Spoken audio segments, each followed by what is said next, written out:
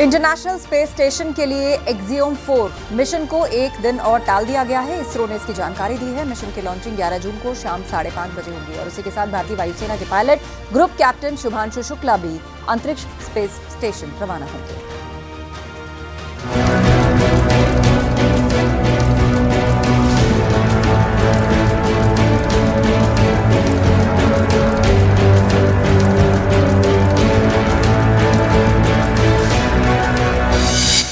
भारतीय अंतरिक्ष यात्री शुभांशु शुक्ला रचेंगे इतिहास।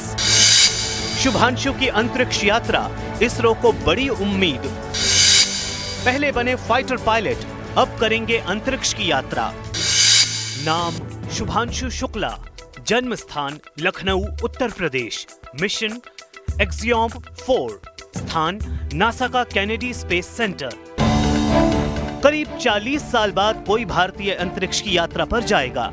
अंतरिक्ष स्टेशन पर पहुंचने के बाद करीब 14 दिनों तक शुभांशु शुक्ला वहां रुकेंगे। शुभांशु से 41 साल पहले 1984 में भारतीय अंतरिक्ष यात्री राकेश शर्मा रूस के सोयूज मिशन पर अंतरिक्ष गए थे। वो आईएसएस में शामिल होने वाले पहले भारतीय बनेंगे और अंतरिक्ष में जाने वाले केवल दूसरे भारतीय होंगे। अच्छा लग रहा है, बस यही है, सुनने महसूस हो रहा है कि कैसे जल्दी जल्दी निकले और सब सकुशल अच्छी खुशखबरी मिले हमको कि हाँ 15 दिन वापस रह के स्पेस में वापस आए हैं। बस यही इंतजार है। सर आपकी कुछ बात हुई, आपने क्या बेस्ट विशेस दी है?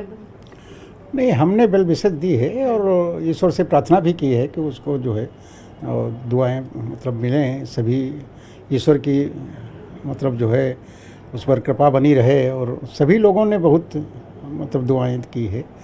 तो हमारा तो यही है कि उसका मिशन जो है अच्छी तरह पूरा हो और इसके लिए बस हम लोग आशीर्वाद ही दे सकते हैं, वो देते हैं और उसके लिए गार्जियन प्रे करता है, ईश्वर से प्रे करते रहते हैं बस कि उनका मिशन जल्दी जल्दी पूरा हो, वापस आए हम लोगों से मुलाकात हो। नासा के मुताबिक शुभांशु शुक्ला ने रूस के Yuri Gagarin cosmonaut training centre और बेंगलुरु में इसरो के एस्ट्रोनॉट ट्रेनिंग सेंटर में गहन प्रशिक्षण लिया है और वो एक्सियोम 4 मिशन पर अंतरिक्ष में खाद्य और पोषण से जुड़े प्रयोग करेंगे। इस मिशन के लिए भारतीय जैव प्रौद्योगिकी विभाग ने एक विशेष किट तैयार की है जिसका उद्देश्य सूक्ष्म गुरुत्वाकर्षण और अंतरिक्ष विकिरण का खाद्य योग्य माइक्रोलॉजी पर प्रभाव का अध्ययन करना है, जिससे लंबे अंतरिक्ष अभियानों के लिए जरूरी और टिकाऊ खाना खोजने में मदद मिलेगी। शुभांशु शुक्ला की अंतरिक्ष यात्रा भारत की अपनी मानव अंतरिक्ष यात्रा के लिए बेहद अहम साबित होगी। कहते हैं वो उसका बचपन से ही है, जब से पैदा हुआ तभी से और फिर बड़े होने पर भी वो ऐसा ही बना रहा। जो भी सामने आएगा वो यही देख के उसको देख के खुश हो जाता, उसकी स्माइलिंग देख के खुश रहता हमेशा। सर आप कह रहे हैं आपने उनको कभी 4 व्हीलर नहीं दी, लेकिन सपने उनके आसमान छूने के थे और अब वो स्पेस में जा रहे हैं।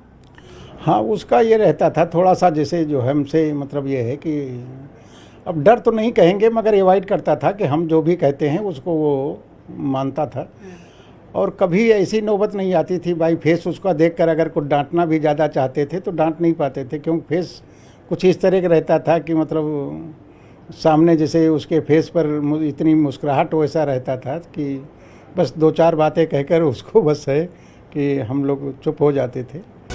एक्सियोम 4 मिशन पर शुभांशु शुक्ला के साथ mission commander Peggy Whitson, Hungary के टिबोर कापू और पोलैंड से स्वलोज उन्सनांस्की भी होंगे।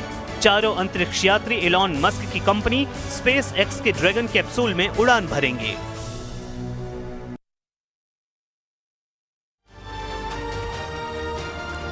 केदारनाथ घाटी में हेलीकॉप्टर हादसों के बाद अब सख्ती हुई है। यात्रियों की जान को खतरा न हो इसे देखते हुए वहां हेलीकॉप्टर के फेरे कम कर दिए गए हैं। वहीं हेली कंपनीज पर भी सख्ती बढ़ाई गई है।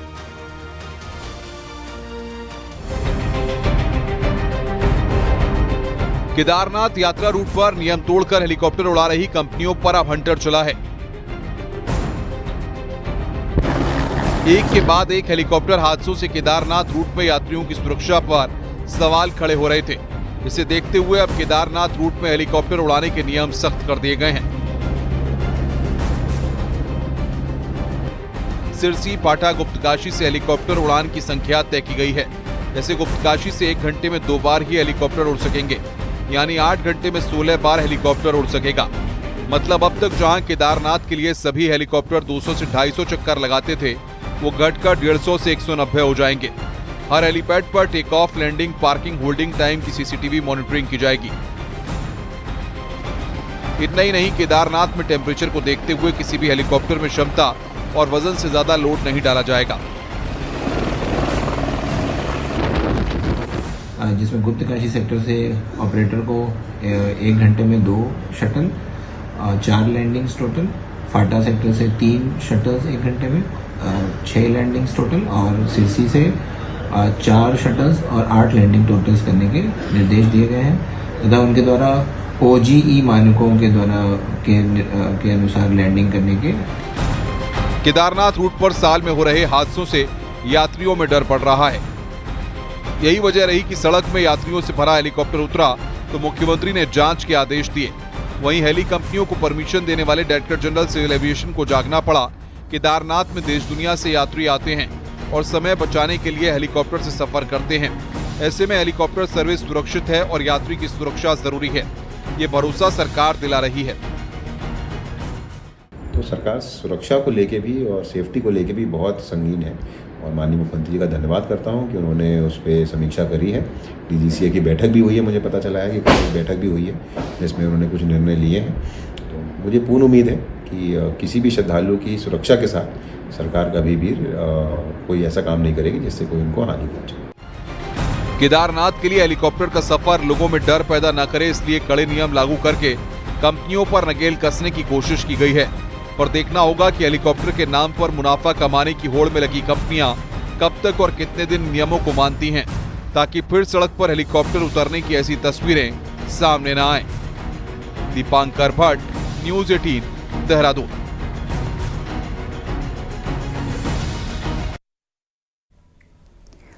संभल में अतिक्रमण के खिलाफ कार्रवाई की जा रही है। सिटी मजिस्ट्रेट की मौजूदगी में नगरपालिका की टीम ने अतिक्रमण हटाया, गंदगी करने पर जुर्माना लगाया और नोटिस भी दिया। मेन बाजार में कार्रवाई की गई। इस दौरान दुकानदारों ने विरोध भी किया। वो हटने लायक था तो उनको छोड़ दिया गया और बाकी बताया भी गया कि इस तरह का जो भीड़ भाड़ करेंगे और दिक्कत पब्लिक को ही होती है और दुकानदार को भी होती है, जो चलने वाले को होती है। कुछ जहाँ गंदगी ज्यादा मिली वहाँ जुर्माना भी काटा गया, कुछ रसीदें भी काटी गई वहाँ पर और हिदायत भी दी गई कि ये अभियान तो चलेगा ही चलेगा इस रोड पर, प्लस पूरे संभल शहर में हर रोड पर हर जगह हम लोग प्रतिदिन चलाएंगे इसको।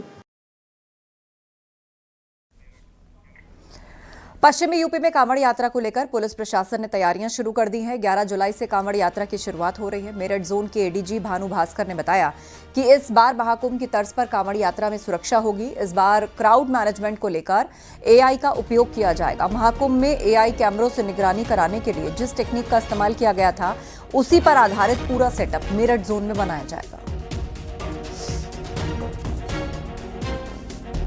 साइबर का इशू है, ये बहुत ही इम्पोर्टेंट रोल है पुलिसिंग में। हमारे DGP साहब ने अपने प्रथम वक्तव्य में भी AI का, आर्टिफिशियल इंटेलिजेंस का role of technology in policing पे बहुत जोर दिया है। इसके संबंध में जो हार्डवेयर और सॉफ्टवेयर की जो है उसके बारे में भी हम लोगों ने महाकुंभ में बहुत प्रयोग किया और बहुत ही सफल प्रयोग रहा।